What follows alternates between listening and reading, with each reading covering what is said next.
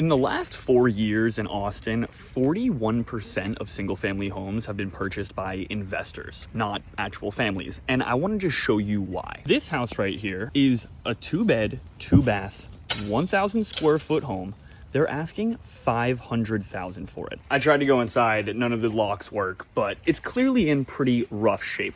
You could technically buy this and refurbish it. You wouldn't make any money on it because it would cost $450,000. It would cost you about $200,000 to fully renovate this place, and then you'd be able to sell it for maybe $700,000. You'd be breaking even, like, if you're lucky. But here's what an investor can do. An investor can build something like this, which is on the same street. They're asking $2.4 million for this house. And I'd argue it's actually a worse lot. Look, we are in the middle of the street. They're building another spot across the street. I'm sure that's gonna be also 2.4 million.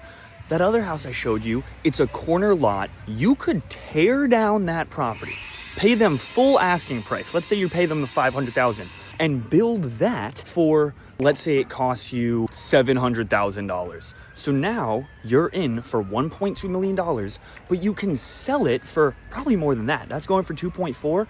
I wouldn't be surprised if you could sell it for 2.6, 2.7. So you've doubled your money.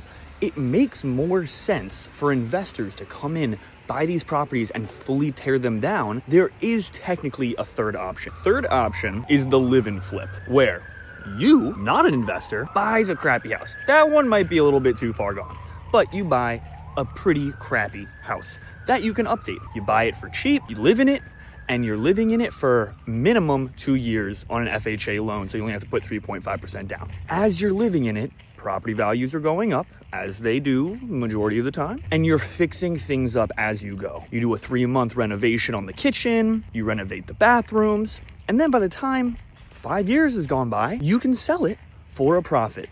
And now these old historical homes don't get torn down and turn into these gaudy monstrosities. That was a pretty cool house, I will say. And you make your money. A lot of people aren't willing to actually do these live-in flips because it is a lot of work. I mean, you're pretty much throwing away every weekend of your life for the next 2 to 3 years, but that's the third option.